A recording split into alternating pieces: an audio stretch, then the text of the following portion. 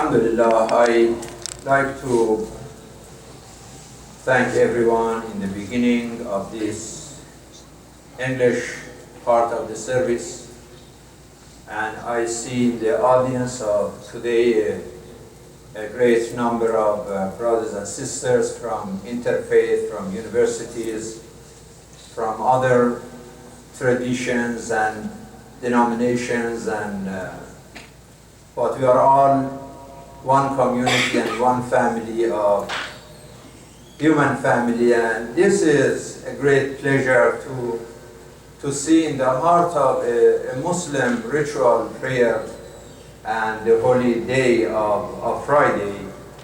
We have people in our neighborhood or in our country that they value this opportunity, this presence, this diversity, and they spend time of their very busy schedule to join our prayer.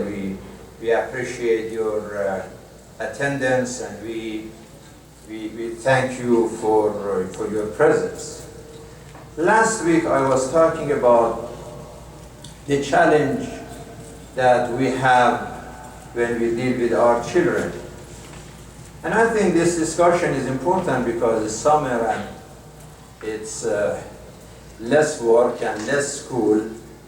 And usually parents may spend more time with their children or grandchildren.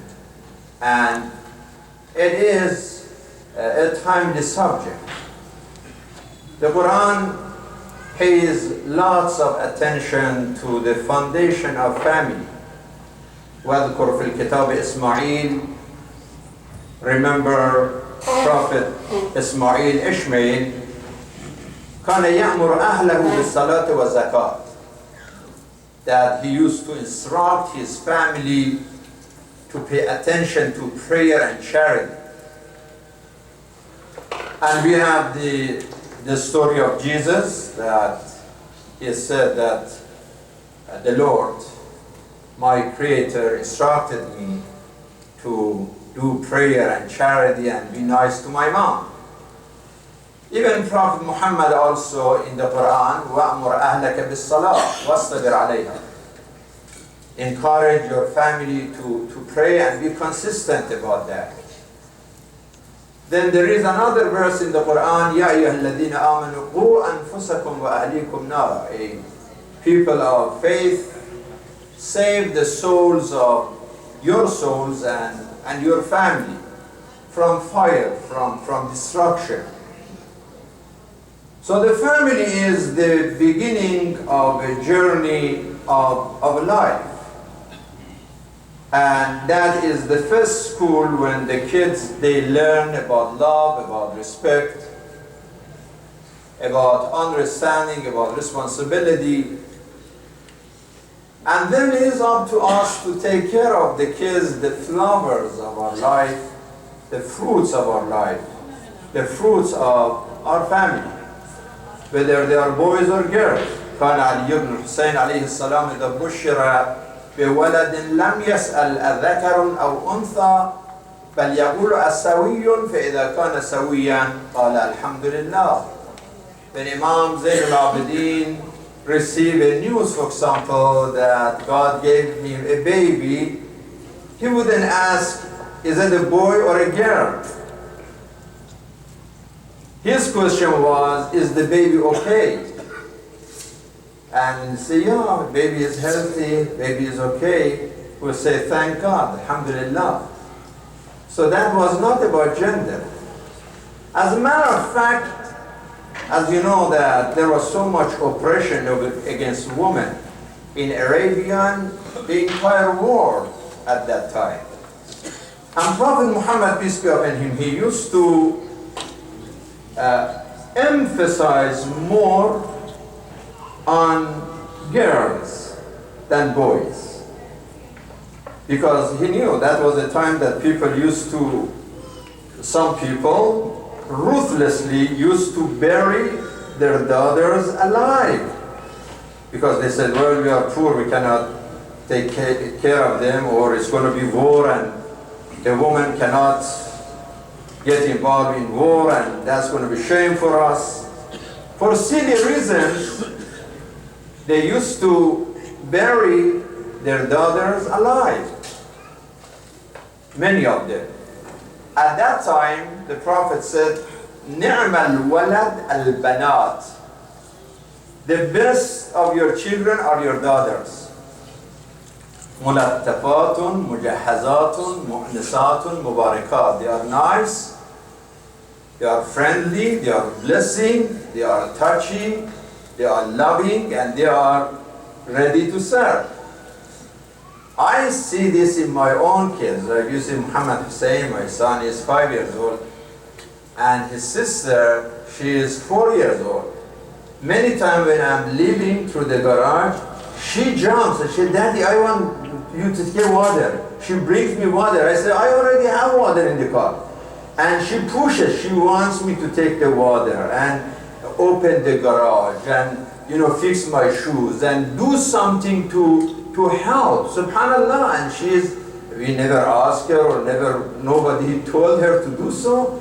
But it's that the nature. And when I see the girl does this, I remember the point of the Prophet that they are ready to serve, they are helpful, they are nice, they are blessing.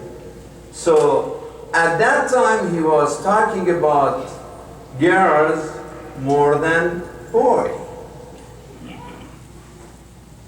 And in this country, really now our challenge, whether we receive a boy or a girl, daughters or son, the question is how to raise them.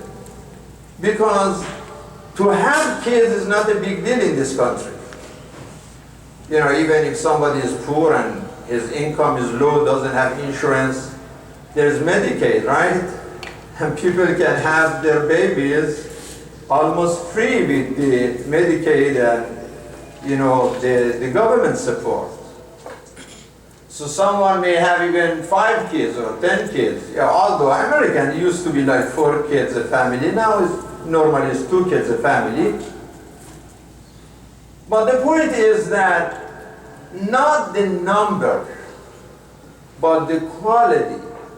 And this is really a challenge for all of us. For me as a sheikh, for you as a doctor or a businessman or you know, community member, whoever, and whatever the background, this is the most serious challenge for the family.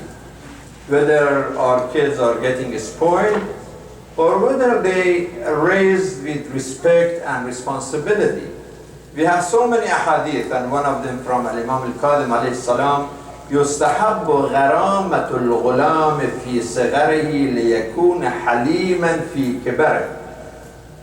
The Imam is saying that try to let the kids to struggle a little when they are small, then they are wise and patient when they are old. You see this American expression says that no pain, no gain. It is really true. If you already, you know, your son before going to the college, you get him a Mercedes and, you know, a car of like $56,000. I mean, this guy is not going to have any motivation. So what is it? Even if I get everything, that is the end. I already have a car, I already have a house, I already have money. So the Imam is saying, let them struggle a little, not to hurt them, but to learn the lesson of responsibility. There are certain rights for the kids in our hadith, like from Imam Ali saying, يُحَسِّنَ إِسْمَهُ وَأَدَبَهُ وَيُعَلِّمْهُ الْقُرْآنِ. Choose a nice name for your kids. And when Imam Baqir alayhi salam was asked, نُسَمِّي بِأَسْمَاءِ آبَائِكُمْ, we choose, you know, the names from Ahlul Bayt family. And the Imam said, هَلِ الدِّينُ إِلَّا الْحُبِّ. You are showing your love, expressing your passion and love for the Prophet and his family when you choose a name from their family. And the Prophet said, if you have 4 sons and you choose no name, one of them as Muhammad or, you know, the Ahlul Bayt name, you were not really fair to the Prophet. I mean, choose these names, and especially the meaningful name. And also education, يعلمه القرآن. And يؤدبه, يحسن أدبه, the manner, personality, character. And if there was a time that they are time for marry and you can help them to marry, يزوجه إذا بلغ, to provide them help so they can get married. And then of course they said that the rights of parents is that the kids, they listen to their parents. يطيعه في كل شيء إلا في معصية الله. Except there is a sinful order from the parents. In that case, the faith comes before father. The faith comes before family. But other than that, we have to look for this durus akhlaqiyya, how to raise kids with dedication, with discipline, with logic, with loyalty and love. So raising them right is the issue and challenge.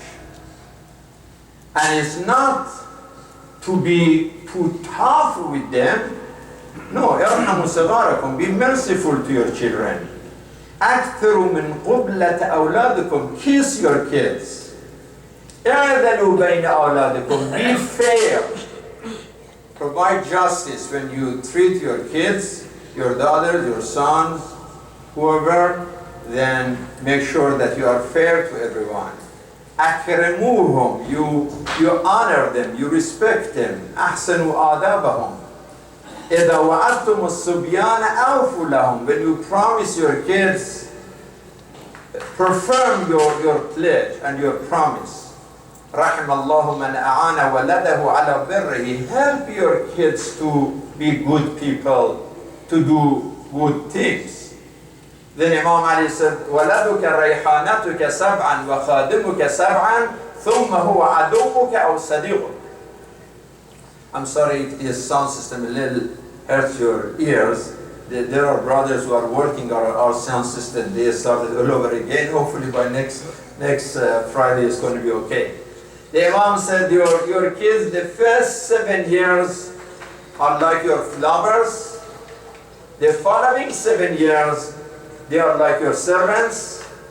And the third 7 years, they are either your friends or your enemies. Depends what happened in the last 14 years. Those 14 years are very important. And of course, this is with the culture of at that time. Now the kids, they become our friends or enemies not on 14, but when they are 4 years old. Because they already say stuff and they already express themselves. So to teach them adab al-salah, wa adab al-siyam, wa adab al-zakat, wa adab al-ta'am, wa adab al-sharab, wa adab al-salam, wa adab al-kalam, that they learn how to talk, they learn how to eat, they know how to drink, they learn how to respect other people, they learn about values, about charity, about sympathy, about supporting people.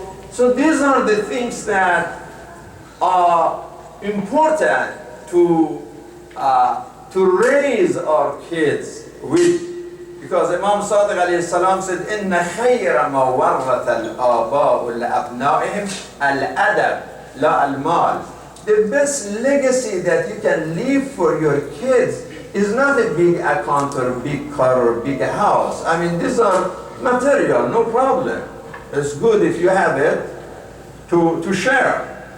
But the best legacy that you leave is adab, is courtesy, is character of your kids. There are so many families that they focus on material and they forget about the meaning. They focus on money, but they forgot manner and morality. And soon things get out of control. I mean, if you don't control the kids when they are 3 years old, 4 years old, 10 years old, when they are like 20 years, 25, it's too late really to change the matter. And in this raising issue, both parents, whether mom or dad, They are the role model, and the kids, they watch our actions more than what we say, our words. Unfortunately, now there are so many kids in this country that they are fatherless because they are out of wedlock. And more than 50% of kids in America, now they are either fatherless or they never see their fathers, whether they are with their mom or whether they are nowhere. Now the latest thing that I heard from Detroit in our neighborhood is almost 70% of the kids are out of wedlock. That is really a tragedy. So who is really responsible to raise these kids to be good citizens and be helpful?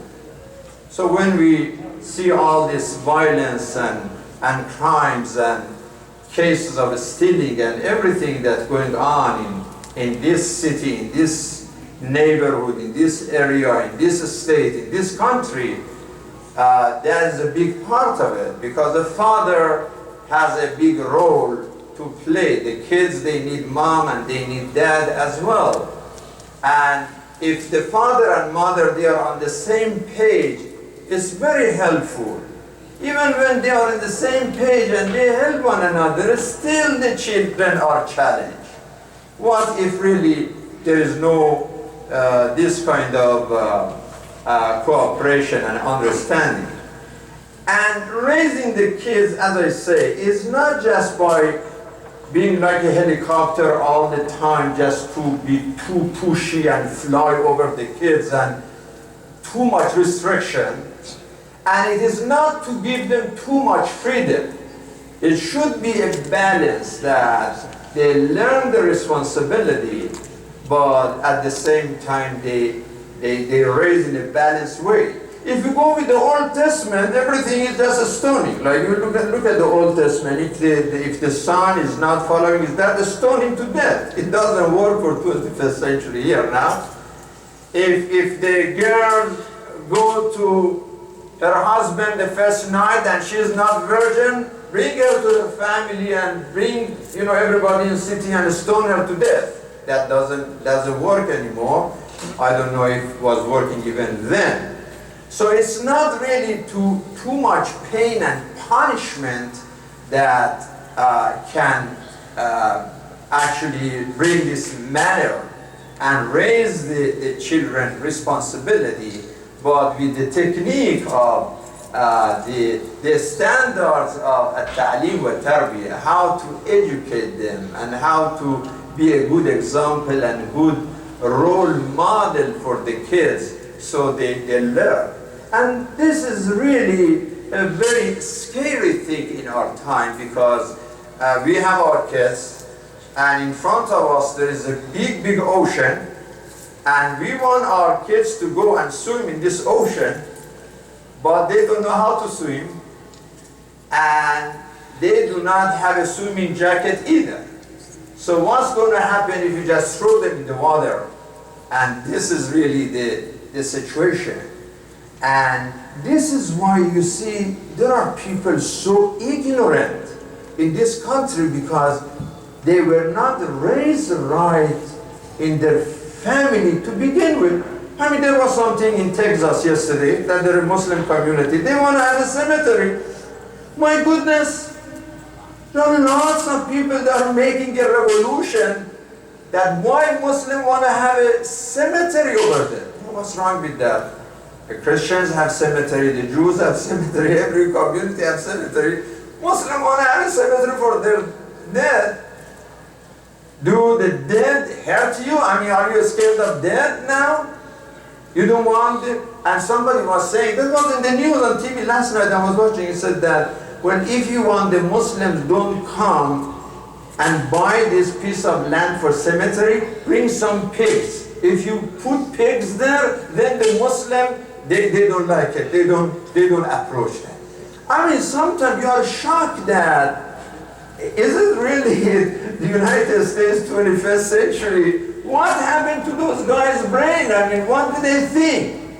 is so much ignorance, and of course sometimes politics behind Islamophobia and some of the media. Some people make business out of this, but the point is that they were not raised right from the beginning.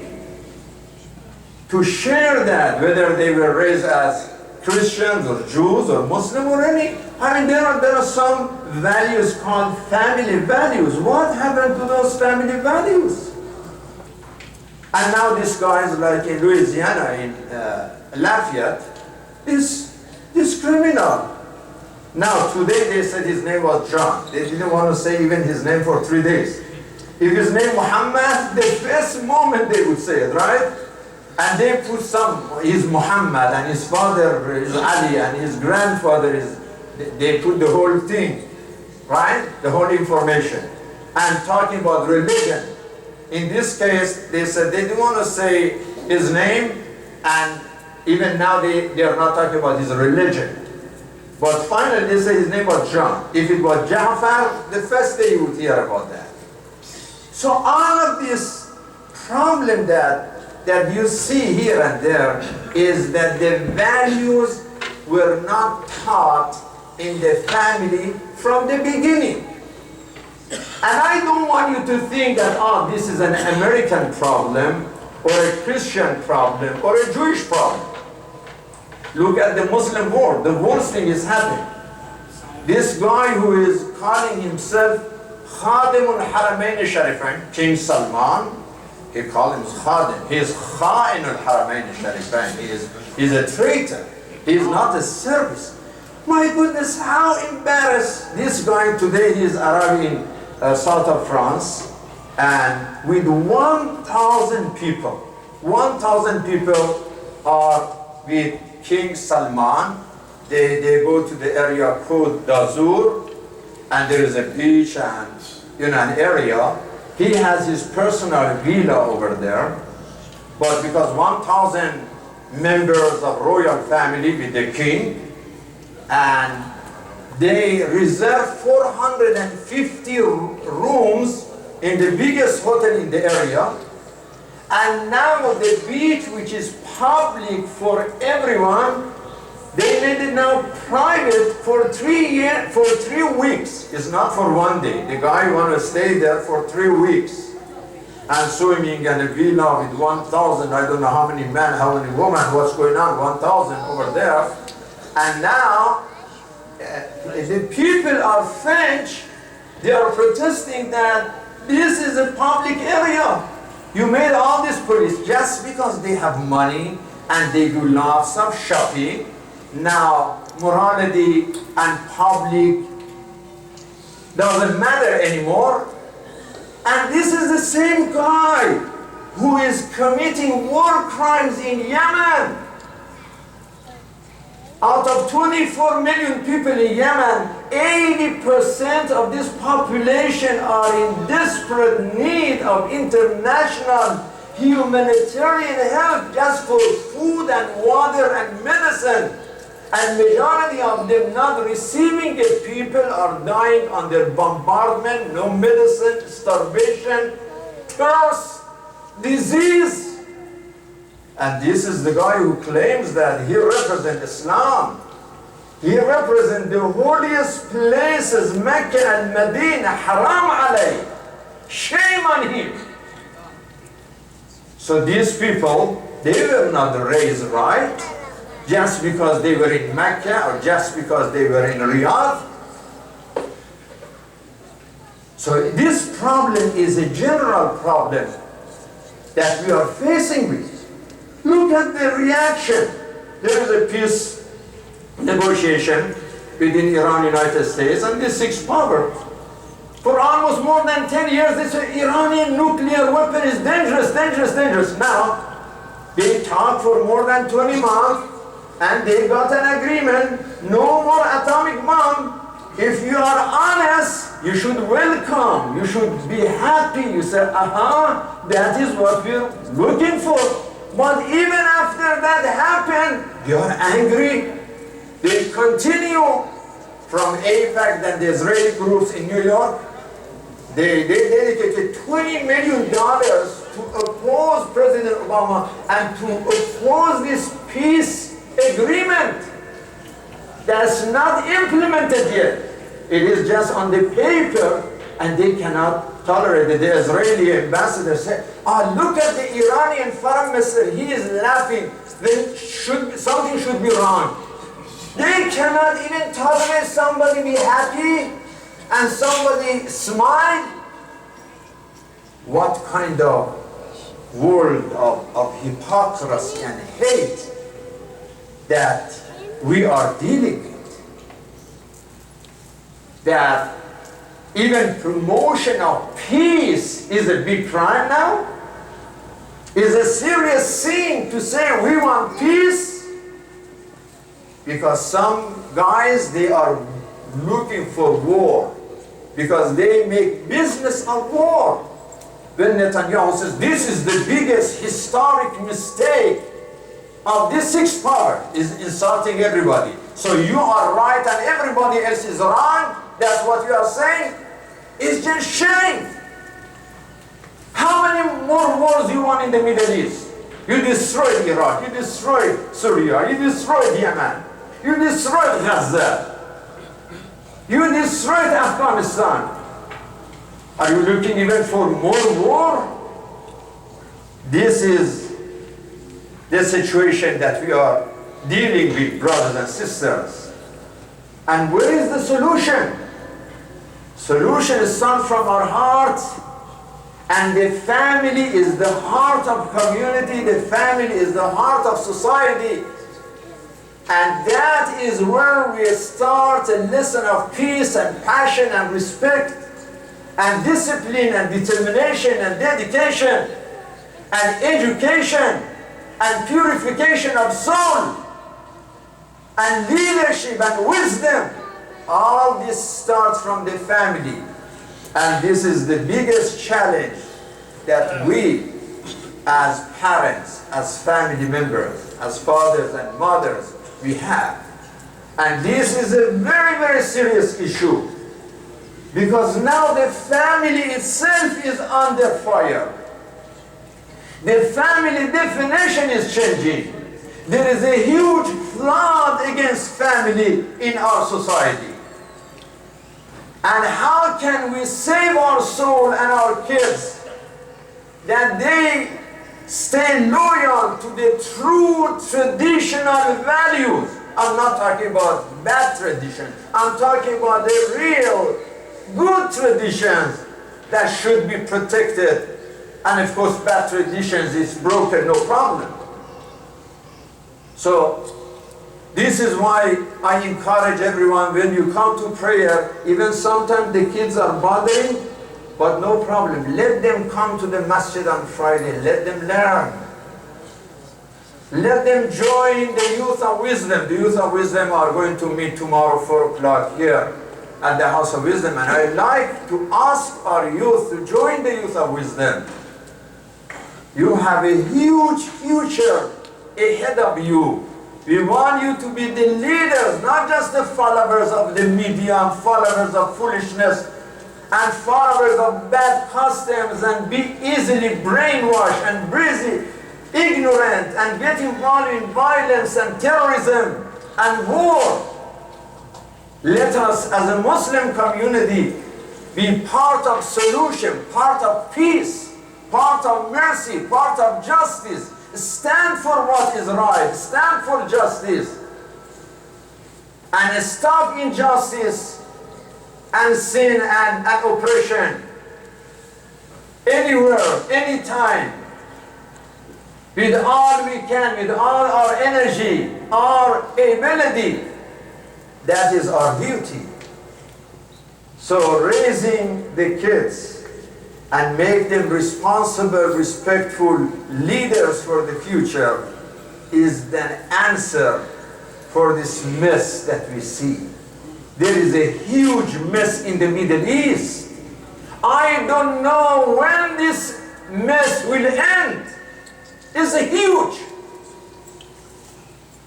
The ISIS and MISIS and Boko Haram and Taliban and all these criminals. And they were receiving support. Now Turkey yesterday started attacking ISIS. We have been talking about this for years and years and years. And you stood opposite. Now you are learning. You are waking up that we said this terrorism is not going to stop in Syria or in Iraq. It's going everywhere. It goes to Europe, to America. Let us have something that brings us together, Muslim, Christians, all people of peace and justice. Let us get together against this extremism, against this terrorism, against warmongering, against those who support terrorism in the Middle East from Saudi Arabia and other evil authorities that they support terrorism. Iran never supported terrorism. Lebanon never supported terrorism. What is your problem? Where those guys for 9/11 came? Were from Iran? What traditions they represented? So let us focus on our families and our kids. And masjid is a place that can help us. The school and masjid as the family all work together and have one main concern, that the future community, the future leaders of our society are people of integrity, people of education, people of justice, people of organization and discipline. وأقول قولي هذا واستغفر الله لي ولكم ولجميع المؤمنين والمؤمنات. بسم الله الرحمن الرحيم.